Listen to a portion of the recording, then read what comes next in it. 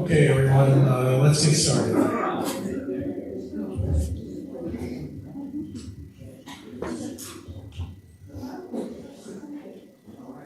Let's open with prayer. Heavenly Father, thank you for all the gifts that you have provided your church. Help us to use these gifts to bring more disciples to your congregation. Two administrative things first. Circulating out there on a clipboard is an attendance list. Please sign it so that we have a record of who attended. And secondly, for any new member, there is a copy of the Constitution and bylaws on the back table. If you have not signed it, please do so.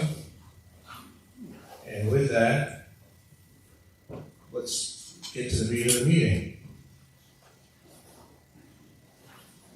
You should all have a copy of the minutes from November's meeting. Please take some time now to review it, and if there are any comments, corrections, additions, please bring them forward, and if not, I'll entertain a motion to approve the meetings as written.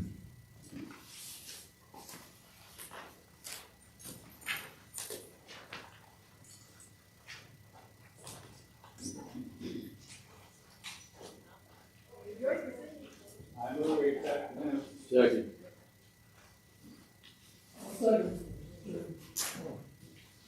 That was fast. You can get a cup of coffee. I have a motion to approve the meeting minutes as written, and I have a second. All in favor, say aye. Aye. Opposed? I have one addition.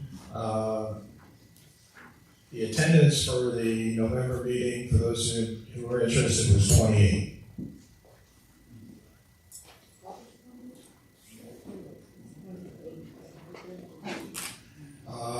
The first item on the agenda is the financial secretary.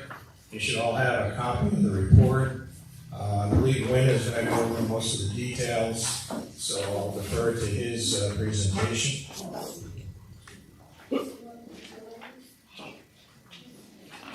And with that, Wynn has graciously accepted the position of church treasurer. As president, I made that official, and at the first voters meeting, we're required to provide a confirmation of that. So all in favor of Wynn as the church treasurer, please say aye. Aye. Opposed? And with that, I'll turn the microphone over to Wynn to make his presentation. You didn't give me much chance to prepare after being voted in. Yeah. Well, thank you. I was going to say it's a pleasure. It's an honor, at least, and I just hope that I can live up to the excellent work that Jim McCarthy did for 4 plus years. And I want to thank both Jim and certainly Bruce for putting up with 1,000 questions, saying, "What is this?" Anyway, but really, they helped me a great deal, but none more than a young lady who now walks around with shoulders stooped, backs bent, and that's Miss Wendy Smith for carrying me for the last for the last several months as she tried to teach me such arcane talents as double entry bookkeeping and stuff like that, which I have not mastered. But anyway, it's been a learning curve, but it's been an enjoyable one for me because it's one of the jobs I had yet to do in my history.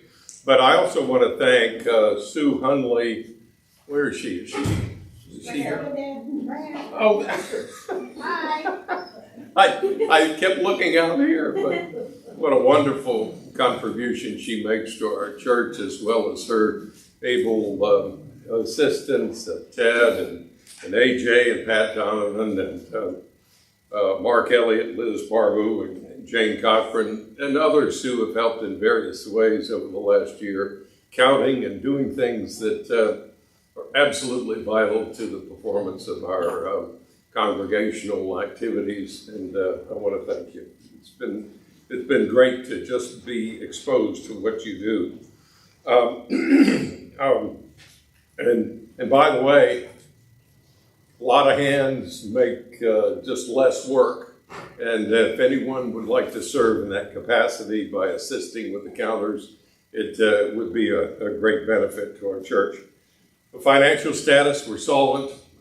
Thanks to Bruce and his careful overseeing of our monies and the planning for all sorts of activities and everything. And I salute you, Bruce. It's been a joy to take a look and see all the things that you've done. Another joy that certainly Wendy and I celebrated was that we closed the books in a month, rather than 11 months this past year. But we're for the previous year, that's 2021. But anyway, things are smoothing pretty nicely, I think, and I'm thankful for it. I just have a summary of the status of the closed books, and you can read it. I don't need to throw numbers out. We are in really fine shape at this point in time with regard to cash and available money, both in savings as well as in checking.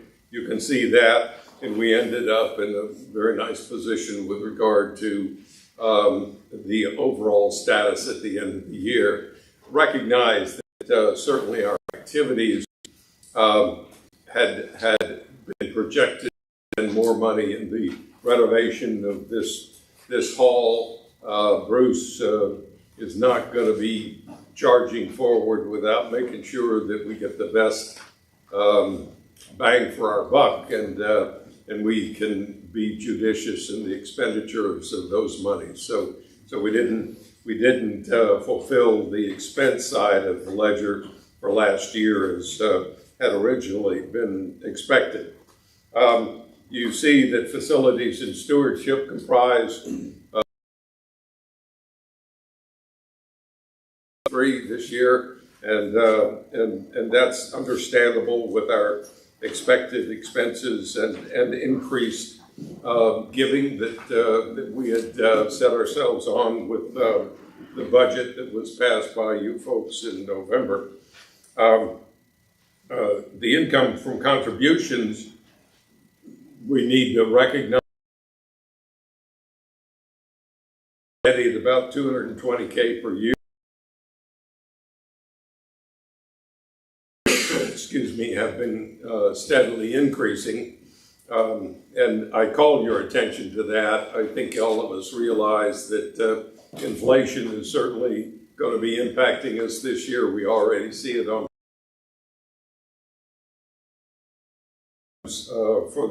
for the new year, and I would just invite you to prayerfully think about that with regard to your own giving profile. And I do say, for those of you who are transitioning nicely in the digital realm, just know that there's always the opportunity to use electronic giving through Lutheran Church Extension Fund. A number of people already use that, and we have accounts with LCEF, and give that consideration. And if you would like more information, just check with the information counter at church maybe next Sunday. That's all I have. I just do note that in the current accounts, I have it as of 31 January. This is just the format that I have desired to present in quarterly meetings, and it's just how much cash we got on hand, what is our stance with regard to the budget for expenses and income, and giving an account for that. And the numbers that you see there are with regard to the end of January. Any questions? Thank you very much. Congratulations, you survived your first meeting. Well, Is there someone who will get past the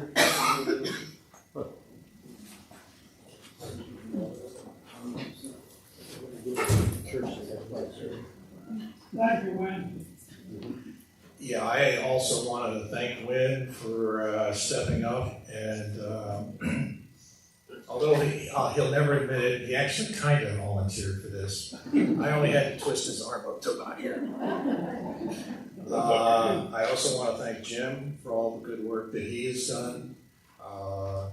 Jim stepped into an amazing job with not a lot of background, and he soldiered through it, and I really appreciate that.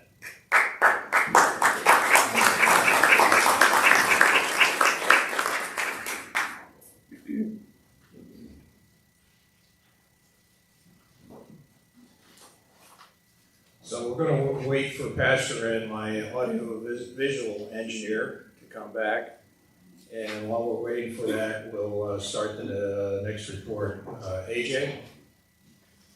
Of course. Good plan. So guest services, Pam. Up. Here comes Pastor.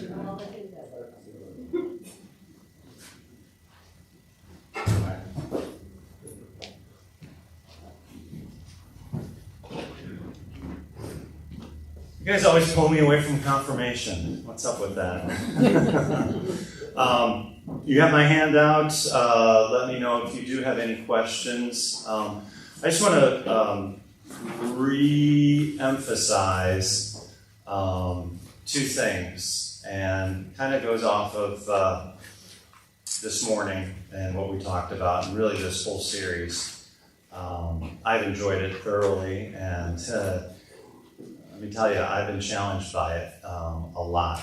And, you know, you never write on a material based on your weaknesses, right? So I have a long way to go.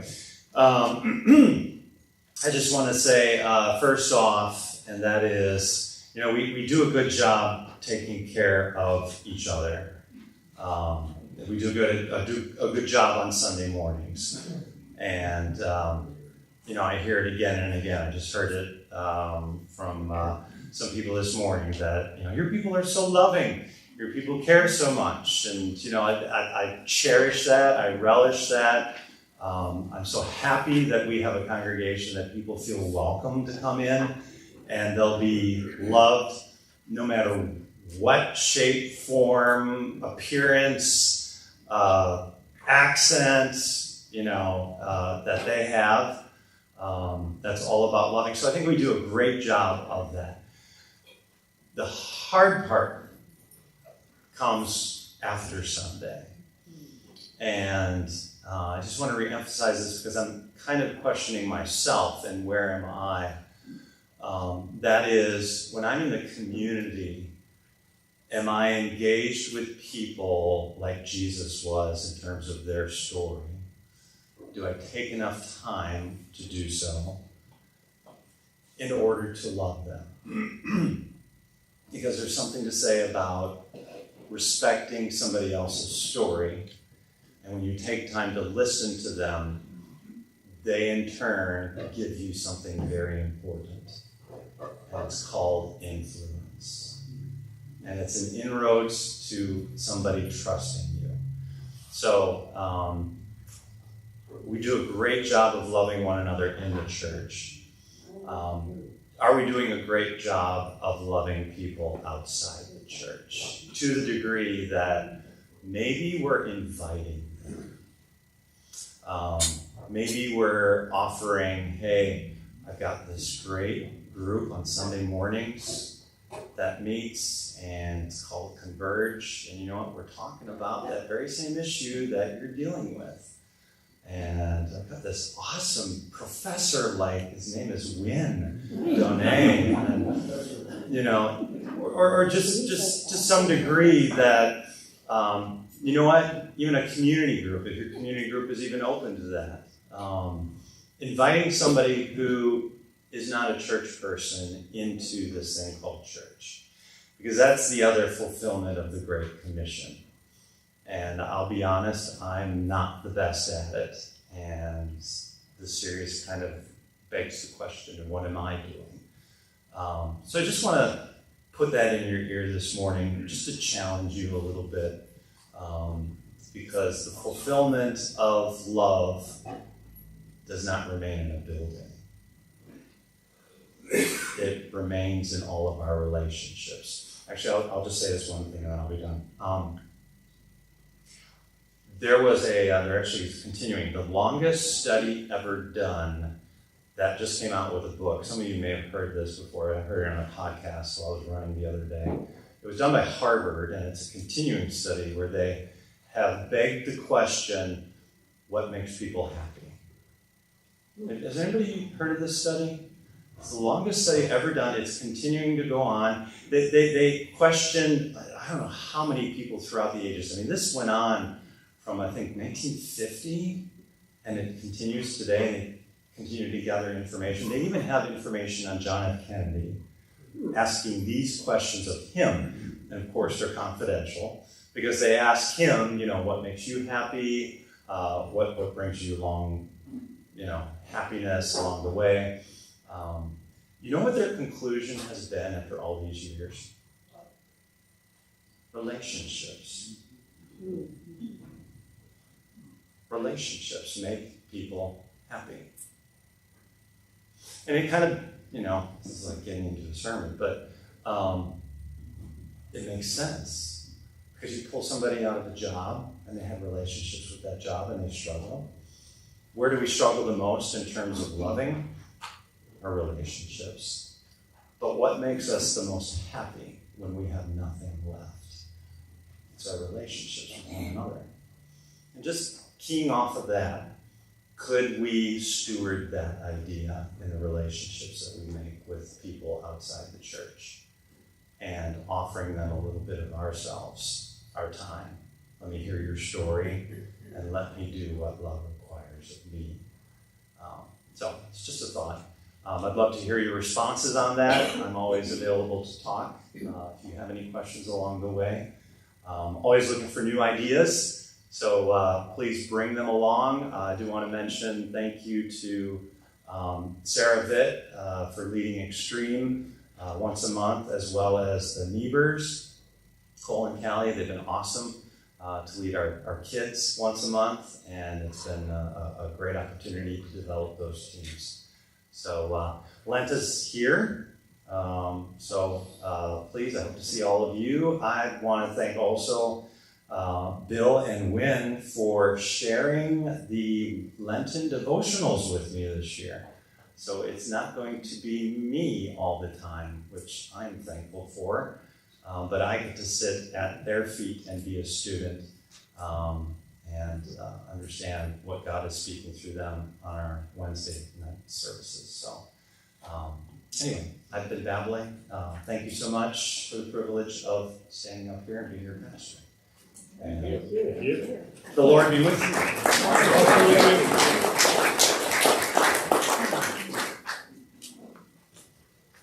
AJ.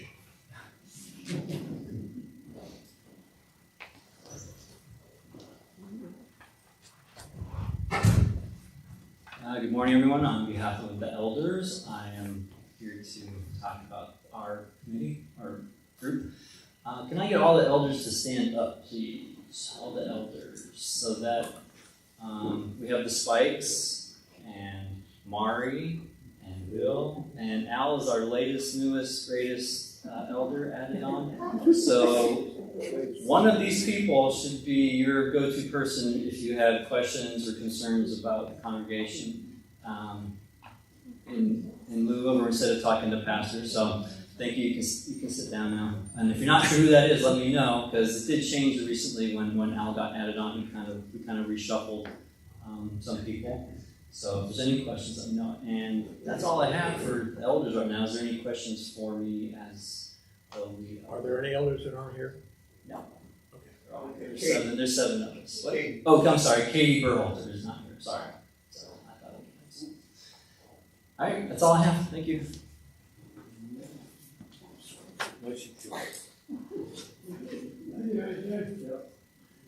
Pam?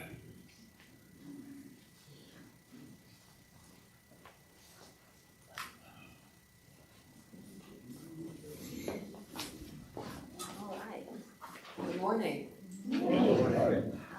We are blessed with a dedicated, caring guest services team. We have 7 information center volunteers, and we have 11 ushers who do a great job of welcoming, informing, and serving our guests and members. You may have noticed them sharing Jesus' love by lately, welcoming our worshipers at the door on a rainy day with an umbrella, meeting someone who needs a wheelchair or assistance walking in the parking lot, letting our first-time guests know about communion and the process before the service begins so they'll feel comfortable, and helping our guests, connect our guests with someone else with a similar interest or experience. At Christmas time, it's been a while since we've met, it was fun to meet family and friends of members who joined us for worship while they were visiting. And despite the frigid temperatures, we welcomed 120 on Christmas Eve and 49 on Christmas Day. A special thanks to the Vitt family for setting out the beautiful lighted luminaries before our Christmas Eve service. And a special thank you also to Mark Elliott and Harley, who manned the parking lot in the cold on Christmas Eve. And of course to Wendy Elliott, who created lovely ornaments for matching pastor's sermon theme. Silent nights are reminders that God is quietly at work for worshipers to take home. It's been wonderful to have many new people worshiping with us and returning on a regular basis.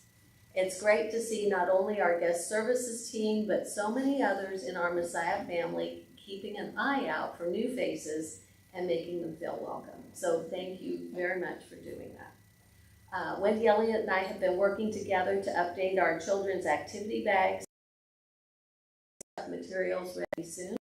And we're also planning a time to meet on March 5th as the guest services team after the service for fellowship and fun and to share ideas for welcoming, informing, and serving everyone. Thank you. Thank you.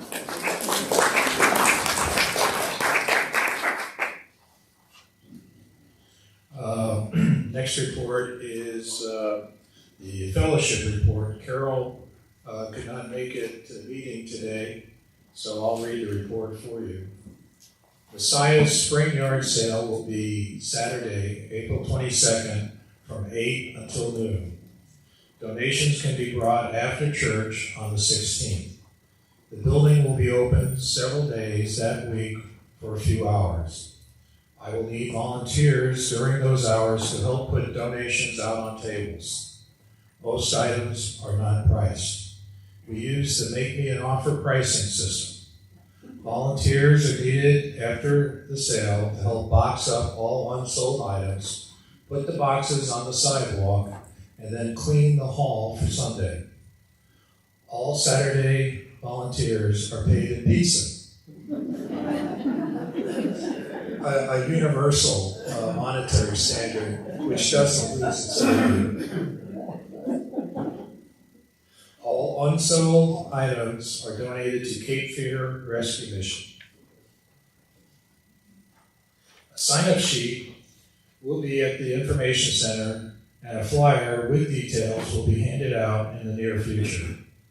And she reemphasizes, I need volunteers. Any questions on that? So far we've had 3 speakers and that have all said we need volunteers. The next report is the trustees report. I'll provide it. I hope a lot of you have noticed that we now have a new fan which is located over the altar. We had seen that there was some mildew up there. We also had seen some drops that were forming on the altar. Now, these drops appeared even though it wasn't raining. And when it rained real heavy, there were no drops. So we came to the conclusion that there was a lot of hot, humid air up where the steeple used to be, the cupola. And then what we needed to do was circulate the air up there so that we wouldn't have this hot, humid air coming and condensing on the wall and adding to our mildew problem, and also not dropping on the church altar. So I had money in the contingency fund, and with the board's permission, we went ahead and we decided we'd fix that. This was quite a project because none of us yet had earned their wings. So we needed to get some scaffolding up there. And we have some pictures of the scaffolding. It was pretty impressive. I mean, it went up there real high. And so we installed the fan. We scrubbed the mildew with an anti-mildew detergent, and then we painted it with an anti-mildew paint. So we've done everything we can to make sure that the mildew doesn't return. The other item that we're currently working on is the fellowship hall. We're working on the fellowship hall in basically 3 or 4 stages. The first stage was where we went and waterproofed the building, and that was like early last year. That was very successful. We haven't had any problems since. Of course, we haven't had a Type 4 hurricane, but knock on wood. The next project's going to be the bathrooms. The bathrooms haven't been updated since the 60s when the building was built. And we are in discussion with a contractor on what we're going to do with that space. I hope to have a proposal for the congregation at our next meeting, but at this point I can't make any promises. Next, surprise, surprise, I am looking for 2 volunteers to join the trustees. Our trustee group consists of Suzanne, Keith McKenzie, Pete, and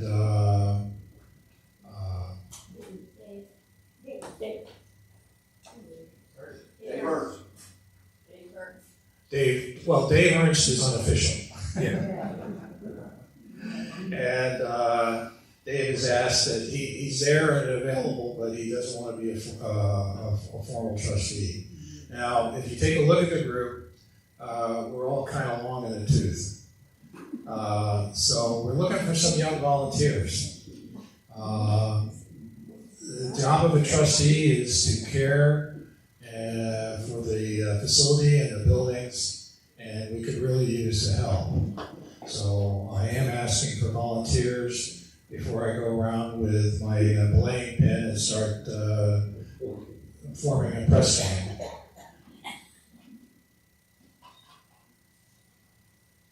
And that pushes us into the president's comments.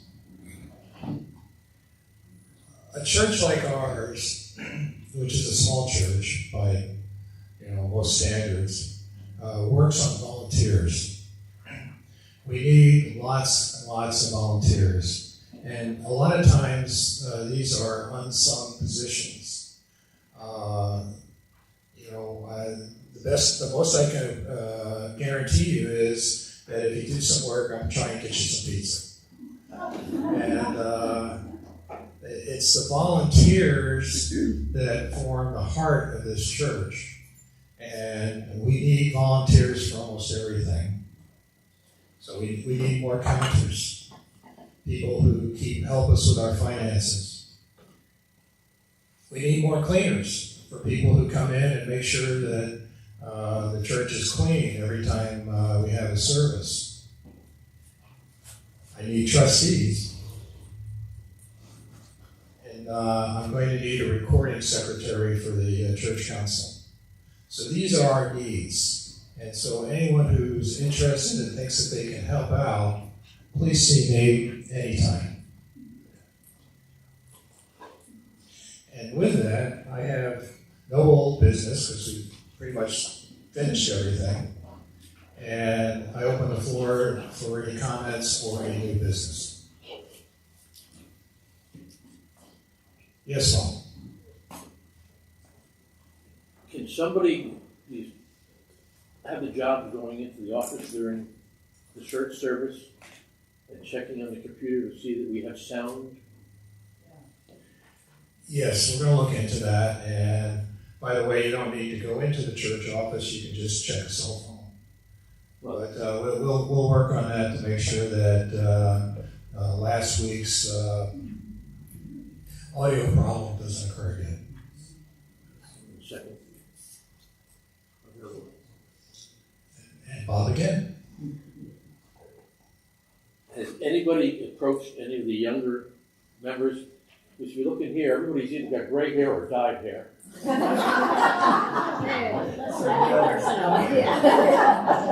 I would be pleased to have hair. Forgot that part. Does anybody approach any of the younger people one-on-one to ask if they might volunteer a Saturday or something every once in a while?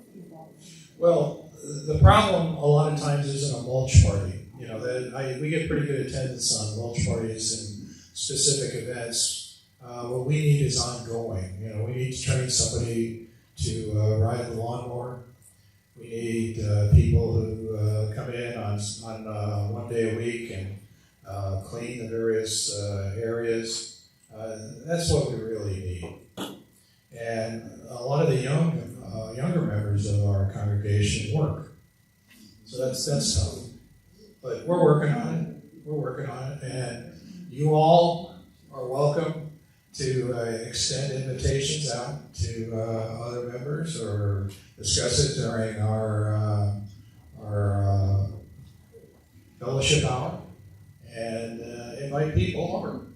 As I say, the only thing I can promise you is pizza. Are there any other questions? Yes. Yes, have you considered at one time, and certainly our treasurer has said we're doing quite well financially, that we don't have to just pay someone to come in here once a week, do the basics, and every 2 weeks to do a little more maybe, but pay somebody to come in here that do this kind of work, clean the bathrooms, vacuum, whatever. And if there's extra work, you pay a little more. But I'm sure there's someone you could find out there that needs the money that would like to do something like that. And it would take that portion away from us. That's what we were just saying, the gray hairs and bald heads and everything else. And let's just pay somebody to come here to do it. And we help somebody in the community by paying them to come in here and do it. You might be able to find somebody right in the church too. Or you might find somebody in the church who wants to do it and pay.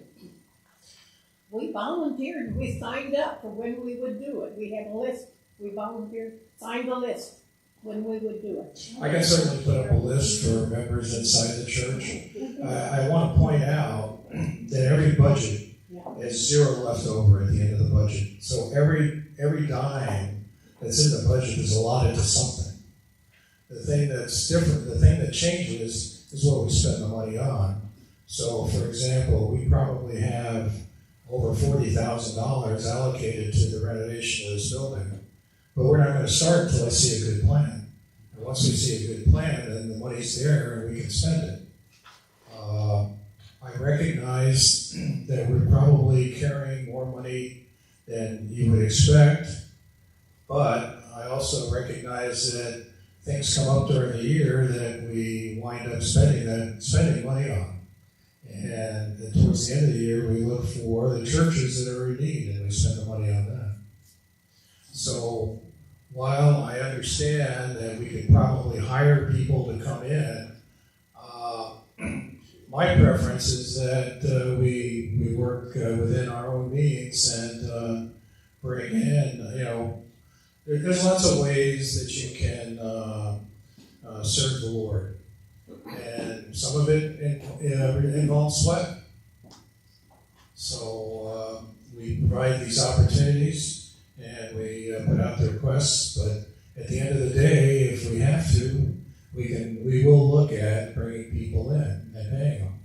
But that's money we can't put towards other churches and other areas of giving. Any other questions? Well, with that, I'll entertain a motion to adjourn. So moved. I have a motion. Do I have a second? I have a motion and a second. Anyone opposed? Well, thank you very much. And remember, we still got, according to Groundhog, 4 more weeks of winter.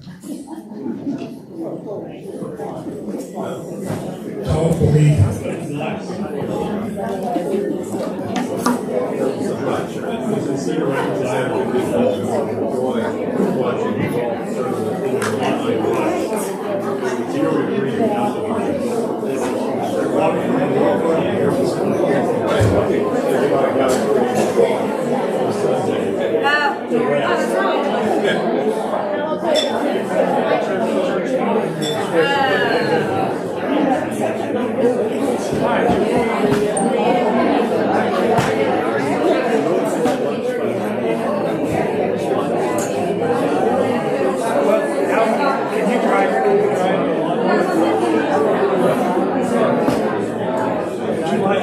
I will consider yourself a church of this.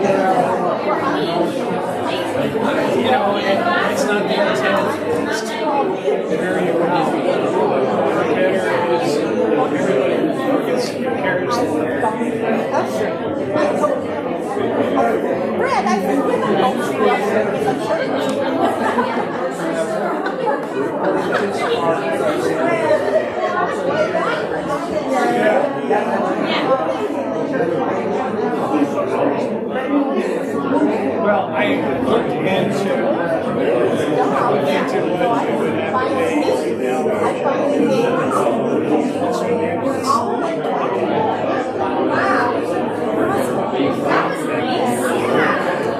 That's assuming that someone who's giving us money gets much higher.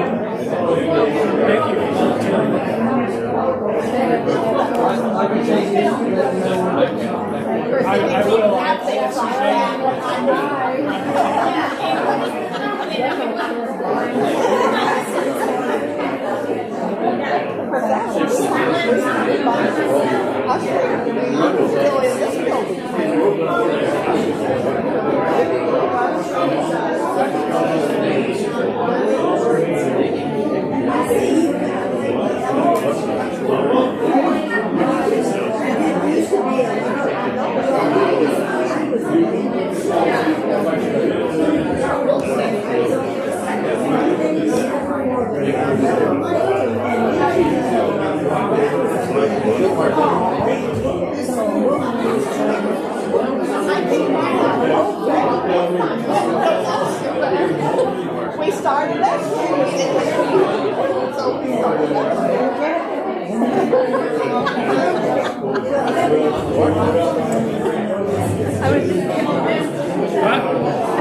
Years ago, I remember when Fred Spike called me at home one night.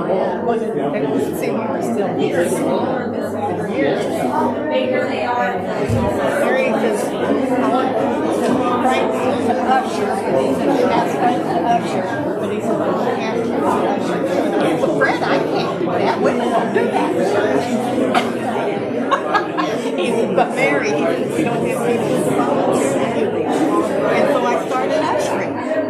And way back then. I was just sitting quietly in church, minding my own business. And Fred came up, tapped me, and says, "I need an usher." He pulled me up.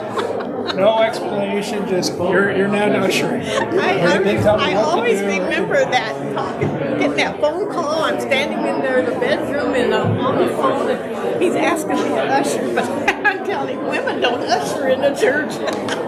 They do now, and they do in this church. Finally, he taught Frank and I, and then go ahead. Do it. He said, once we did it here all the time. Yeah, I know. I don't know how many years. But once we moved over there, we didn't usher over there. We didn't, because we were actually doing the process and counting money. So we were filled up. Well, unfortunately, it's just statistically proven that about 10% of a church body do all the work. I think probably so. But I figure, well, I'm not going to. I've done my volunteering.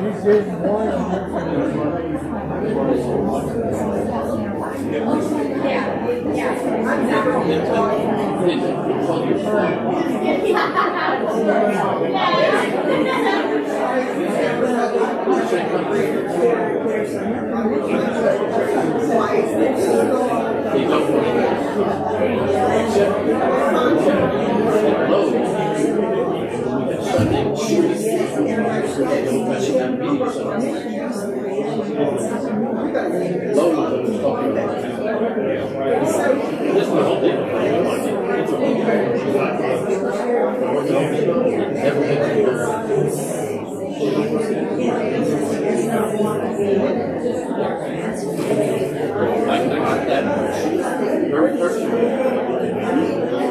My wife and I stationary years ago. And we finally got the contract for the next second year. Then he calls up and he's talking about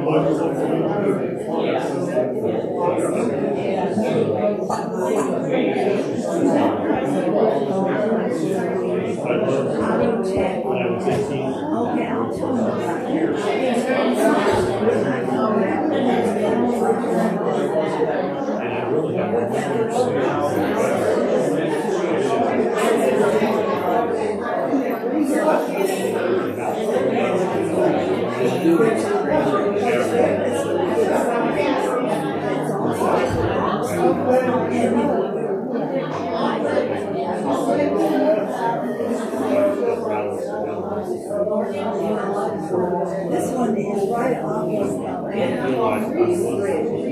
and then turn south.